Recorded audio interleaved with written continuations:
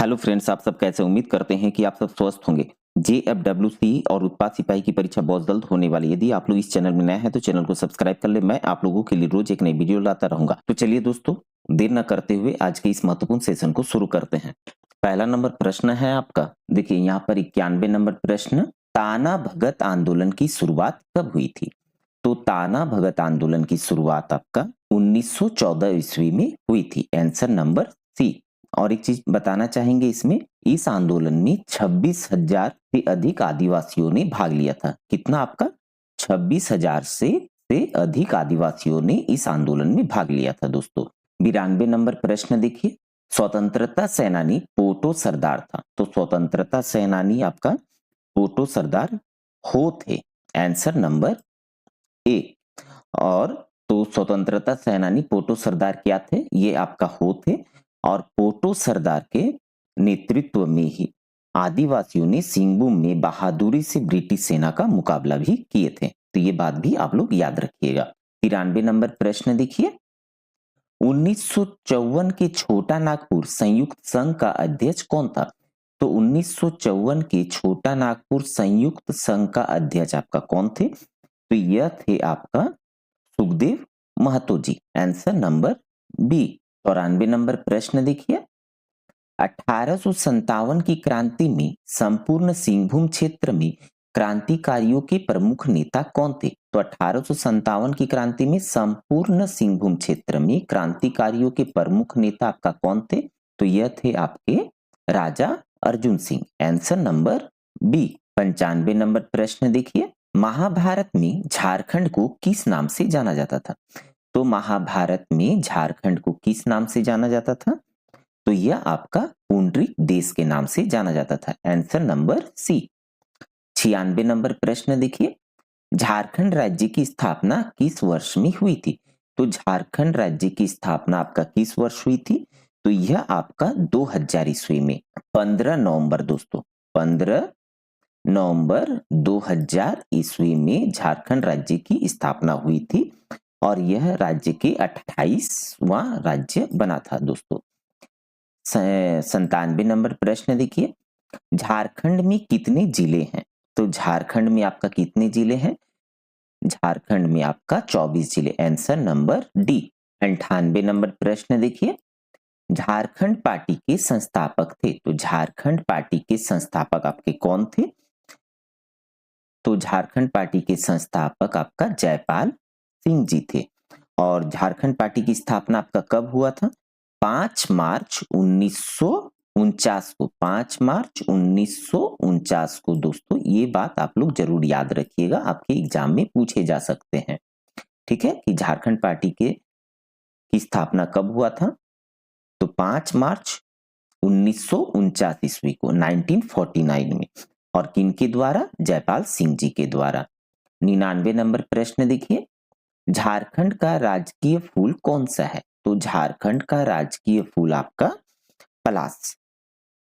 Answer number C. 100 number प्रश्न देखिए, झारखंड के प्रथम राज्यपाल कौन थे? तो झारखंड के प्रथम राज्यपाल आपका कौन थे?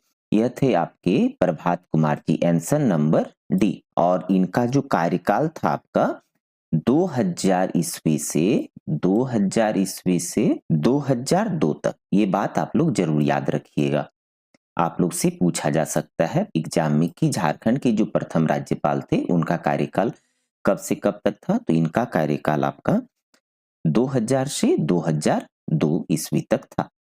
101 नंबर प्रश्न देखिए, झारखंड राज्य मुख्यतः किस जलवायु क्षेत्र के तहत आता है? तो झारखंड राज्य मुख्यतः किस जलवायु क्षेत्र के अंतर्गत आता है? तो यह आता है आपका उष्ण कटिबंधीय मानसून जलवायु क्षेत्र के तहत आता है, यानी आंसर नंबर ए। 102 नंबर प्रश्न देखिए, झारखंड का सबसे ऊंचा जलप्रपात कौन सा है जहां जल 100 मीटर की ऊंचाई से गिरता है?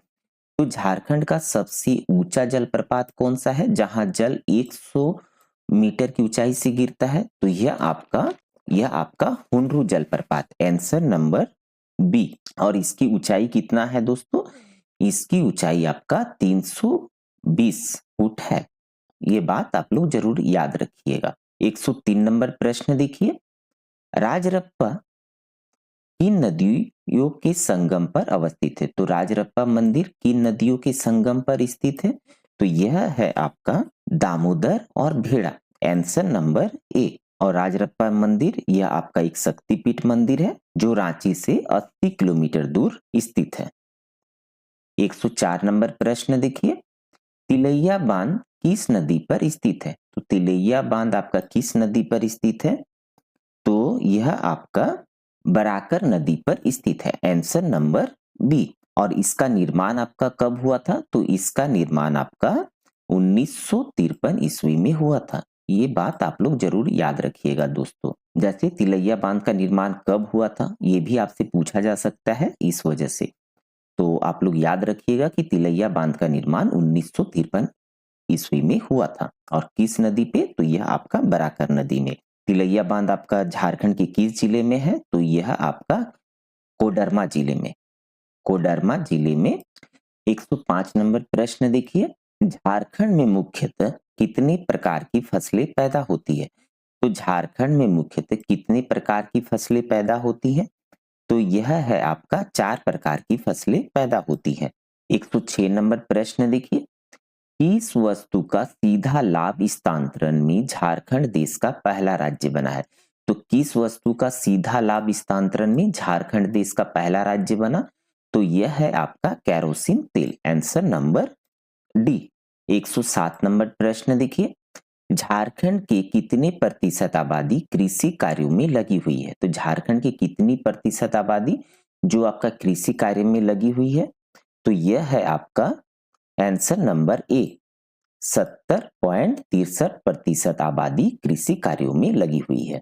108 नंबर प्रश्न देखिए, तुराम डी में किस खनिज का खनन होता है? तो तुराम डी में किस खनिज का खनन होता है आपका?